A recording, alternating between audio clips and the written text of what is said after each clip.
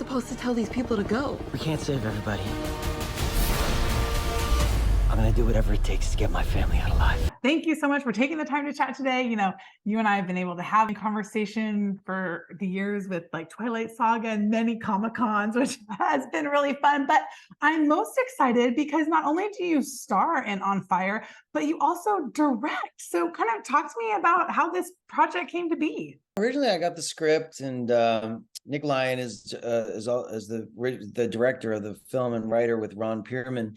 And I sat down with Nick and we talked about the film, and I signed on to be the lead actor, play the character of Dave Laughlin. And it was a movie that was about an issue that is very prevalent in the news. Even back then when I read it, it was something that I thought this could be something interesting that gives you an inside look at what this harrowing experience could look like for you and your family. A bit of a cautionary tale there. And then working with Nick, I think, he really respected me as a filmmaker. I respected him as a filmmaker. And, we worked together as we were filming to, add layers of themes and takeaways and really focus in on getting the scenes elevated with the dialogue. And then he ended up getting COVID, which was really, upsetting because it's like your captain of the ship is gone. But I think because he believed in me and understood that I really understood his vision and what he was trying to do, he kind of passed the baton on to me and said, hey, can you finish the film? And I did. And then we just took that collaborative spirit into the editing room and carved out the movie that you see. And the co-directing credit became more of a celebration of us, of our collaboration together. I love that. It's just like anything in life, you're able to kind of find the silver lining within any situation. And obviously it's universally relatable, especially since, we're kind of still holding our arms around Maui right now. But for Californians, especially, like I lived through the Cedar Fire in 2003. I lived through the 2007 wildfire firestorms that we had. So kind of it brings up all sorts of emotions for me watching it, having been through it, not nearly as intense as those characters. But for you, what were some of the emotions you were feeling while filming? I mean, all of it. It was a very emotionally demanding part. I think one of the challenges also is for us as actors, and I have to give a lot of credit to Fiona Dourif and Asher Angel and Lance Henriksen too, is we didn't use any practical fire when we were filming. So all of it is kind of when that happens, we have to use your imagination a lot. It's a lot of using your imagination and focus, and so you can't. When you're doing those kinds of scenes where you're pretending something's there that it's not, it requires 110% commitment. So to have other actors that you could look into their eyes and that they're feeling it as much as you're feeling what you guys are creating in your imagination, it helps, so we were there for each other. But yeah, it wasn't like we were in a green screen studio, but when you're looking up into the trees and you're pretending that you're seeing embers flying or you're running from a house that's not on fire, but you have to imagine that it is, and imagine that the fire, you got to feel that fire in your imagination on the back of your necks. That's where the acting comes in to play. So that was a fun challenge to work on. And so you're just feeling all the things that these characters are going through, the frustration, the anger that this is happening. One of the things when the movie starts out, my character's saddled with stress. You meet him and he's this dad that's relatable. He's got a baby on the way, a son going off to college. He's trying to figure out how to pay for that. He's got a new business that might or might not make it. He's got a dad who's sick. He's paying the bills for, and all of those mountainous stresses and pressures, become anthills in comparison to when he's faced with trying to survive the night with his family. And so watching this family go through this journey and grow together and lean on each other, and also to lean on a higher power to be like, hey, I believe we're going to get through this. This is bigger than us, and you have to have that belief. It was also an important takeaway. So within this banner of this family survival drama that we've tried to create a lot of takeaways that people could have, and one of those themes being family and the family bond, and knowing that you can get through anything because you have each other. That was important to me to kind of make sure that message came across. I love that, because you see them have to work together as a family. You see the, fear in his eyes when he's told he cannot maybe be reunited with them without giving anything away. I mean, my husband and I were definitely shouting back at the screen as to what we would have done. I love that.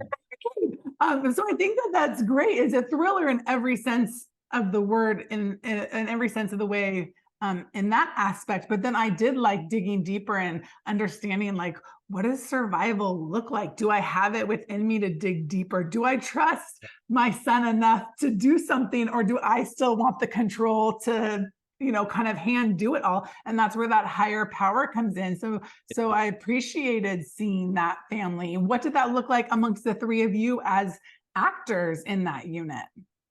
Yeah, I feel like we were like that family unit on screen. We were kind of there for each other, especially when like I talked about, you're playing these scenes that there's stuff that's not there. And so if you and I were imagining that something is there, if you're not 100% committed, that's going to bring me out of it, right? So like we have to be there for each other. And so through the journey of this movie, as actors, we were there for each other. And then even at the point where our director got sick and ended up coming to me and asking me to take over because he had COVID, and we couldn't, we were too far out at sea to go back to port. So he trusted me enough to say, okay, we've been working collaboratively together. I know you know what I'm looking for.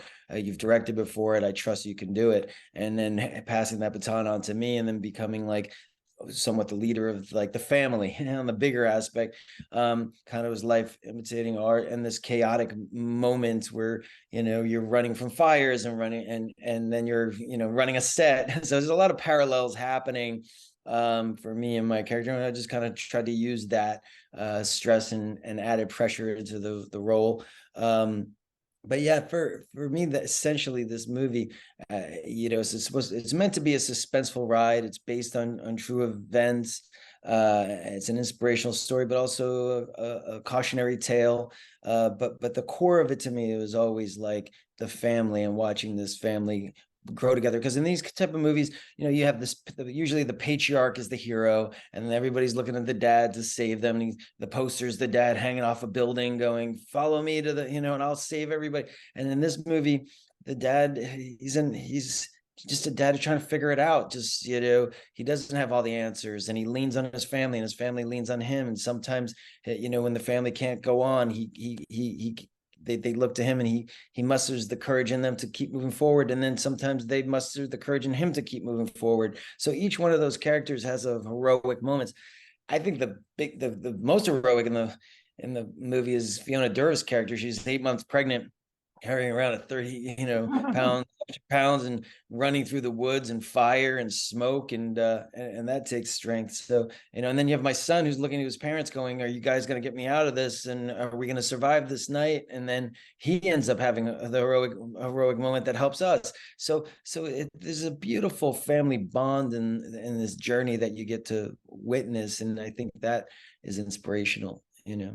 Absolutely. And, my father-in-law was a firefighter in New Jersey, in Newark. And, we celebrate our first responders because they are so amazing. But to see not only some of the firefighter response, but then also the 911 dispatch, to see what they go through. Are they really being helpful? What does one family making a difference in one family look like? So talk to me a little bit about including a couple other perspectives.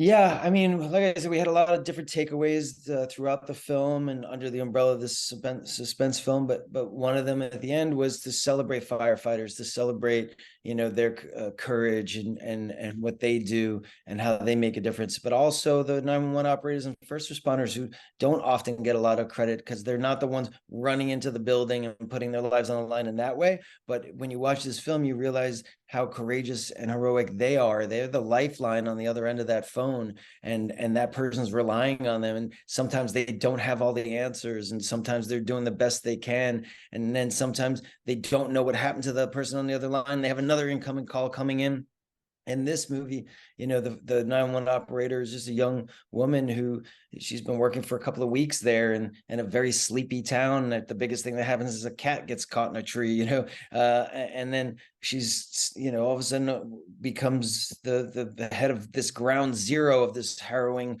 evening where she's bombarded with all these calls, and just watching her trying to manage those calls, to manage her emotions, to try to figure out, how to best help all these people.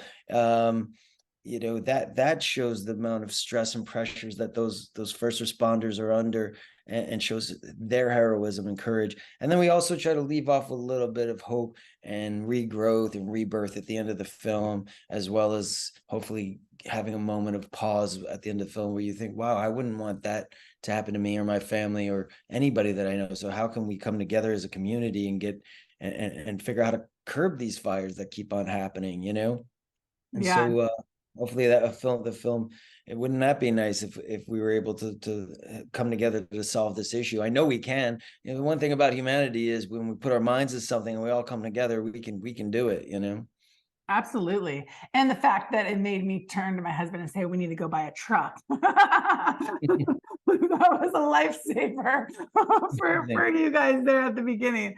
Yeah. Thank you so much for taking the time. I can't wait for audiences to kind of get to go on this thrill ride, but then also get to examine, aspects of their life and make sure they mark their calendars for September 29th. Yeah, amazing. Thank you so much for sitting with me, and it was good to see you. Yeah, great seeing you too.